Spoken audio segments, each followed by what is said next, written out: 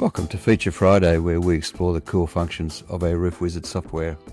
I'd like to have a quick look at some of the settings in our allowance file for metal panels today. And you'll notice here that I've got a hip and valley roof with offsets defined, and all the numbers seem to be quite conveniently rounded to the nearest 10 mil. Well, that's because over here in my allowance settings, I've told it to use the annotation option of rounding to the nearest. In this case, I've set it to 10 mil. But you might decide, well, actually I want it to be more precise than that. I just want the exact panel length. And if I hit OK on that and regenerate the cutting list, I now get the exact cutting list. And it results in a pretty ugly looking cutting list. But if that's what you want, the option is available. The other thing to look at in allowances, if we say, well, we could have the identifier and the rounded panel length.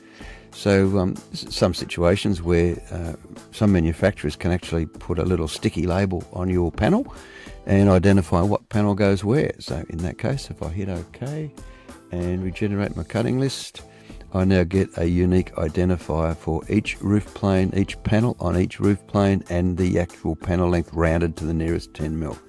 Now, all of these things are under your control. Also be aware when you're working with allowances that you can have a different set of allowances for different systems.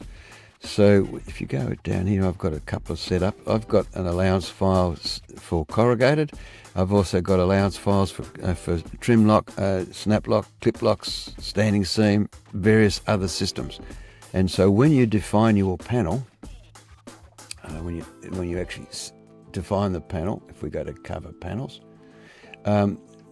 it knows what allowance file has been used. So it comes up with whatever you've set. In this case, my default is the default, but I can change it at this point to use a different allowance file, and then the allowances defined in that file will be applied to this roof with this panel. Give thought to that. They're very powerful tools that control the way you work and control the accuracy and reliability of the results that you create for your customers. Explore the functions, explore them carefully, understand what you're doing, and you'll get the exact required result. Well, that's it for Feature Friday for this week. Have a great weekend, and we will speak to you again soon on Feature Friday. Bye for now.